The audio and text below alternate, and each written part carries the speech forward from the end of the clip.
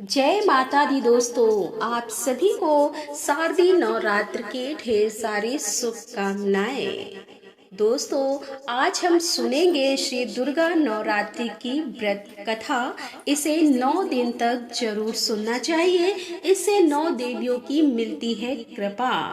दोस्तों, अगले 9 दिनों तक माँ दुर्गा के अलग अलग स्वरूपों की उपासना की जाएगी। माता रानी की पूजा अर्चना के साथ आपको इस कथा का पाठ भी जरूर करना चाहिए। श्री दुर्गा नवरात्रि व्रत कथा करने से आपको सभी 9 देवियों की कृपा प्राप्त होगी। बृहस्पति जी बोले कि हे ब्रह्मा जी, आप अत्यंत बुद्धिमान, सर्वशास्त्र और 4 वेदों को जानने वालों में श्रेष्ठ हो। हे प्रभु, कृपा कर मेरा वचन सुनो।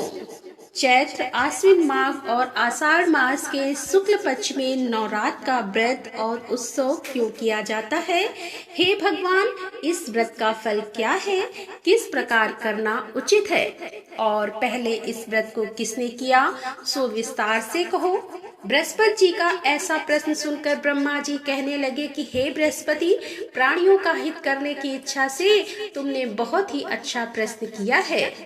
जो मनुष्य मनोरथ पूर्ण करने वाली दुर्गा महादेवी सूर्य और नारायण को ध्यान करते हैं, वे मनुष्य धन्य हैं। यह नवरात्र व्रत संपूर्ण कामनाओं को पूर्ण करने वाला है।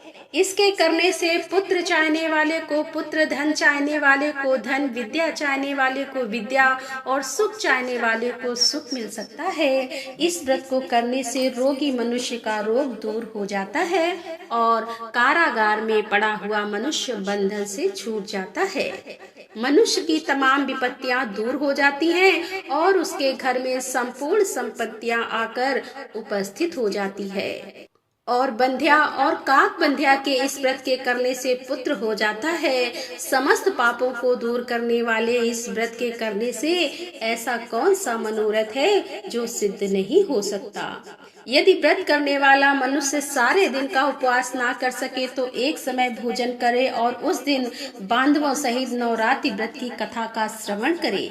हे बृहस्पति, जिसने पहले इस महाव्रत को किया उसका पवित्र इतिहास मैं तुम्हें सुनाता हूँ, तुम सावधान होकर सुनो।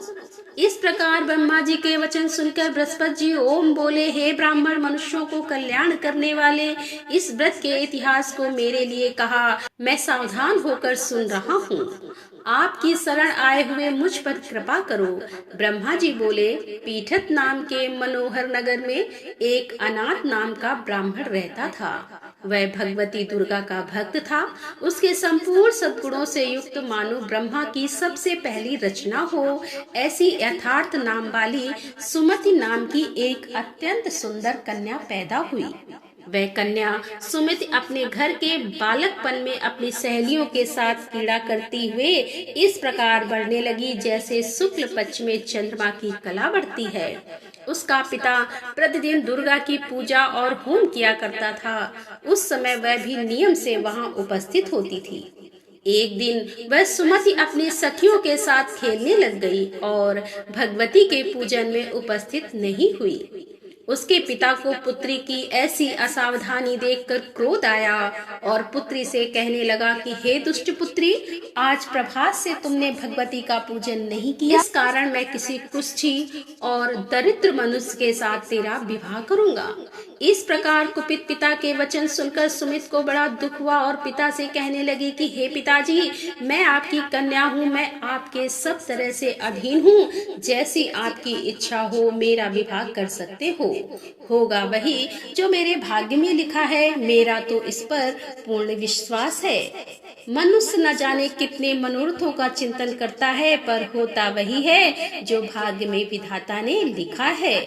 जो जैसा करता है उसको फल भी उस कर्म के अनुसार ही मिलता है, क्योंकि कर्म करना मनुष्य के अधीन है पर फल देना देव के अधीन है। जैसे अग्नि में पड़े हुए तृण उसको अधिक प्रदीप्त कर देते हैं, उसी तरह अपनी कन्या के ऐसे निर्भयता से कहे हुए वचन सुनकर उस ब्राह्मण को अधिक क्रोध आया। तब उसने अपनी कन्या का एक कुष्ठी के साथ विवाह कर दिया और अत्यंत क्रुद्ध होकर पुत्री से कहने लगा कि जाओ जाओ, जल्दी जाओ और अपने कर्म का फल भोगो। देखे केवल भाग्य के भरोसे रहकर क्या करती है। इस प्रकार से कहे हुए पिता के कटु वचनों को सुनकर सुमति अपने मन में विचार करने लगी कि अहो, मेरा बड़ा दुर्भाग्य है जिससे मुझे ऐसा पति मिला है। इस तरह अपने दुख का विचार करती हुई वह सुमति अपने पति के साथ वन चली गई और भयानक वन में कुशायुक्त उस स्थान पर उन्होंने वह रात बड़े कष्ट से व्यतीत की। उस गरीब बालिका की ऐसी दशा देखकर भगवती पूर्व पुण्य के प्रभाव से प्रकट होकर सुमित से कहने लगी कि हे ब्राह्मणी, मैं तुम पर प्रसन्न हूँ, तुम जो चाहो वरदान मांग सकती हो। मैं प्रसन्न होने पर मनोवांछित फल देने वाली हूँ। इस प्रकार भगवती दुर्गा का वचन सुनकर ब्राह्मणी कहने लगे कि आप कौन है जो मुझ पर प्रसन्न हुई हो।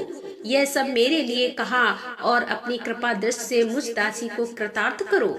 ऐसा ब्राह्मणी का वचन सुनकर देवी कहने लगी कि मैं आदि शक्ति हूँ और मैं ही ब्रह्मा, विद्या और सरस्वती हूँ। मैं प्रसन्न होने पर प्राणियों को दुख दूर कर उसको सुख प्रदान करती हूँ।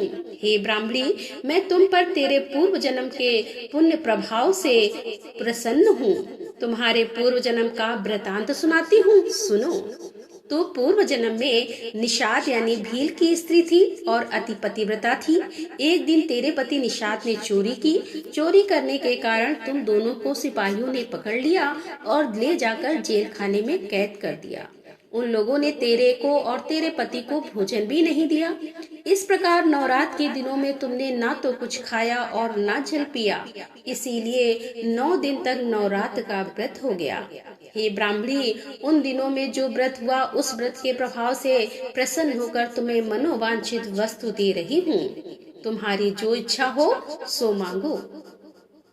इस प्रकार दुर्गा के कहे वचन सुनकर ब्राह्मणी बोली कि अगर आप मुझ पर प्रसन्न हैं तो हे दुर्गे, आपको प्रणाम करती हूँ। कृपा करके मेरे पति के कोढ़ को दूर करो। देवी कहने लगी कि उन दिनों में जो तुमने व्रत किया था उस व्रत के एक दिन का पुण्य अपने पति का कोढ़ दूर होने के लिए अर्पण करो। मेरे प्रभाव से तेरा पति कोढ़ से रहित और सोने के समान शरीर वाला हो जाएगा।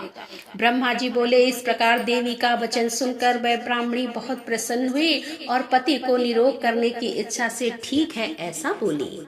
तब उसके पति का शरीर भगवती दुर्गा की कृपा से कुष्ठहीन होकर अति कांति युक्त हो गया, जिसकी कांति के समान चंद्रमा की कांति भी क्षीण हो जाती है। वह ब्राह्मणी पति की मनोहर देह को देखकर देवी को अति पराक्रमी वाली समझकर स्तुति करने लगी कि हे दुर्गे, आप दुर्गत को दूर करने वाली, तीनों जगत का संताप हरने वाली और समस्त दुखों को दूर करने वाली, रोगी मनुष्य को निरोग करने वाली, प्रसन्न होने पर मनोवांछित वस्तु को देने वाली और दुष्ट मनुष्य का नाश करने वाली हो। तुम ही सारे जगत की माता और पिता हो। हे अम्बे, मुझ अपराध रहित अबला की मरे पिता ने कुष्ठ के साथ विवाह कर मुझे घर से निकाल दिया। उसकी निकाली हुई मैं पृथ्वी पर घूमने लगी। आपने ही मेरा इस आपत्ति रूपी समुद्र से उद्धार किया है। हे देवी, आपको प्रणाम करती हूँ, मुझ दीन की रक्षा करो। ब्रह्मा जी बोले कि हे बृहस्पति, इस प्रकार उस सुमति ने मन से देवी की बहुत स्तुति की। उससे की हुई स्तुति सुनकर देवी को बहुत संतोष हुआ और ब्राह्मणी से कहने लगी कि हे ब्राह्मणी, तुम्हारे उदायल नाम का एक अति बुद्धिमान, धनवान, कीर्तिमान और जितेंद्रीय पुत्र शीघ्र ही होगा। ऐसा कहकर वह देवी उस ब्राह्मणी से फिर कहने लगी कि हे ब्राह्मणी, और जो कुछ तेरी इच्छा हो वही मनोवांछित वस्तु तुम मांग सकती हो। ऐसा भगवती दुर्गा का वचन सुनकर सुमति बोली कि हे भगवती दुर्गे, अगर आप मेरे ऊपर प्रसन्न हैं तो कृपा कर मुझे नवरात्र की विधि बताइए। हे दयावती, जिस विधि से नवरात्र व्रत करने से आप प्रसन्न होती हैं, उस विधि और उसके फल को मेरे लिए विस्तार से वर्णन करें।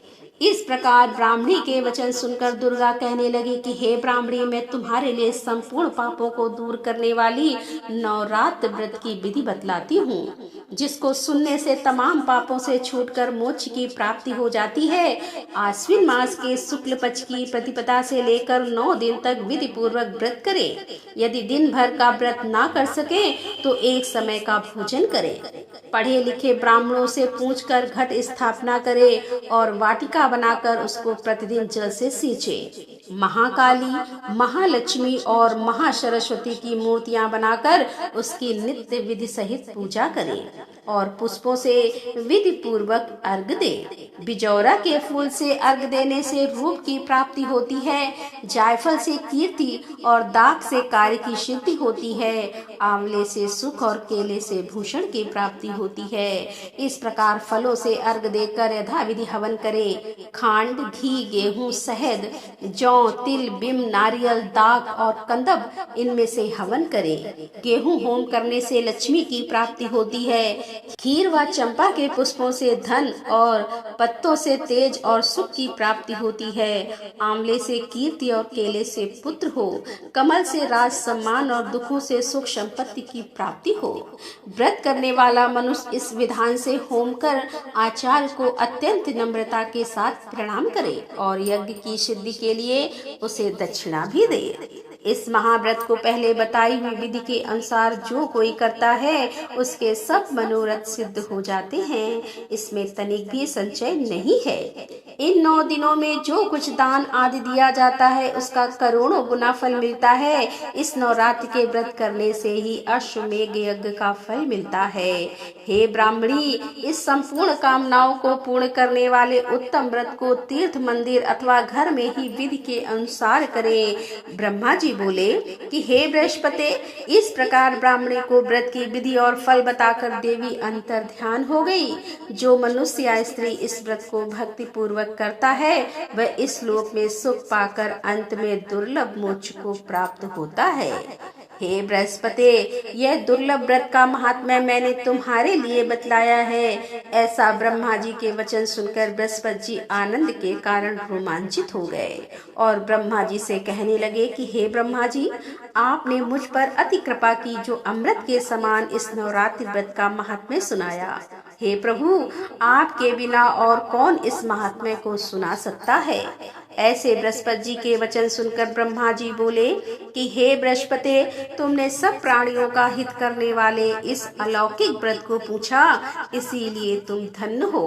यह भगवती शक्ति संपूर्ण लोकों का पालन करने वाली है। इस महादेवी के प्रभाव को कौन जान सकता है। बोल दुर्गा मैया की जय, बोल सच्चे दरबार की जय, वो सचिया जोता वाली माता तेरी सदा ही जय। जय कारा लाटा वाली दास, बोल साचे दरबार की जय। तो दोस्तों, ये थी आज की वीडियो। पसंद आई हो तो वीडियो को लाइक करें, शेयर करें और हमारे चैनल पर यदि आप पहली बार आ रहे हैं तो हमारे चैनल को सब्सक्राइब अवश्य करें। तो मिलते हैं अगले वीडियो के साथ। तब तक के लिए राधे राधे, जय श्री कृष्णा, हर हर महादेव, जय भोलेनाथ की।